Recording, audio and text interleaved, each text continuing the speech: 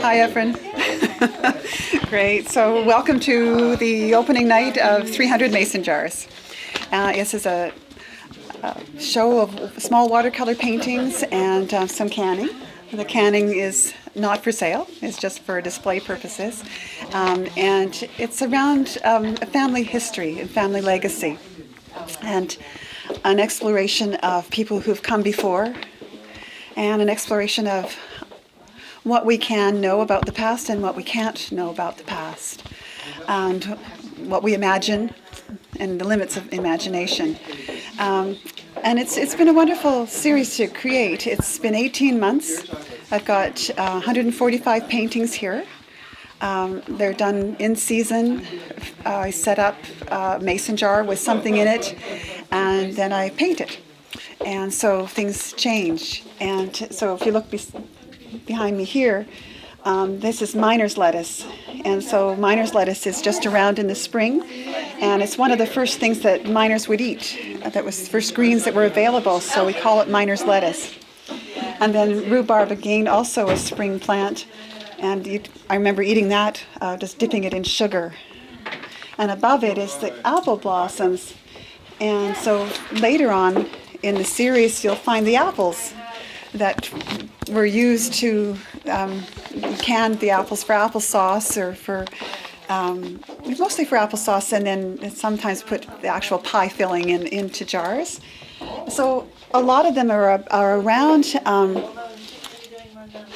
family history, and part of this was to give a louder voice to my grandfather's side of the history.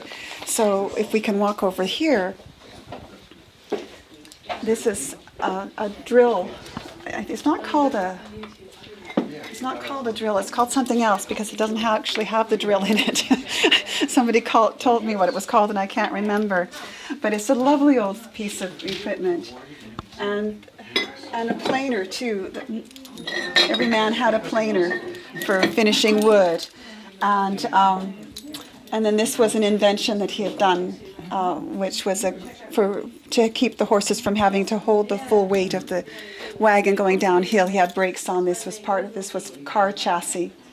So a lot of it is around family history and about that whole idea of the dead and what can we know about them. And there's a wonderful quote from John Berger, who's an author that I quite like. He wrote a book called And Our Faces, My Heart, Briefest Photos. In it, he talks about people killed in the war, and he says, the men and women were now an image in the minds of their descendants. They had acquired the mystery and the stability of the past.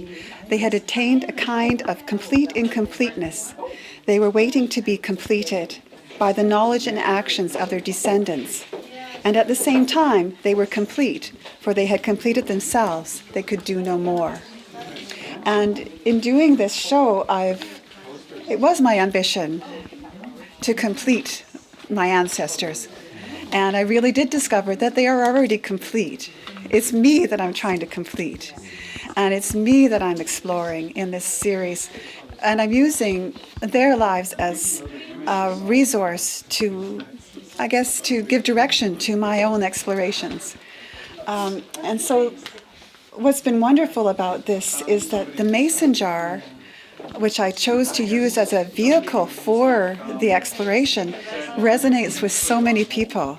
So many of us that grew up in Canada and had root cellars full of mason jars. Because when I was a kid, and I'm not that old, but when I was a kid, it was in the wintertime. You had the vegetables from your own garden that you preserved, frozen peas. Cabbage was the only vegetable, the green vegetable you could get fresh. There's no such thing as lettuce in the wintertime. So it was cabbage and carrots and beets, and in the spring parsnips, because you didn't pick the parsnips in the fall, you picked them in the spring after they'd been in the ground over winter and sweetened up. And so canning was very much a part of what we did, and preserving food. And what I also wanted to do, though, was the other things that when people don't have much money, that the joy they find in things like the wildflowers. These are free and they're seasonal. So there's the harebell, and then there's the vetch, and then the Indian paintbrush, and there are wonderful dandelions. I mean, dandelions are a children's flower. Love those. And I would just invite everyone to come down to the show and find some of their own past here and enjoy seeing the simple pleasures, as well as, yeah, there's some that aren't so happy, but the vast majority of them are just a celebration of living and enjoying this life. So thank you very much, Efren, for coming down. And Happy New Year, everybody.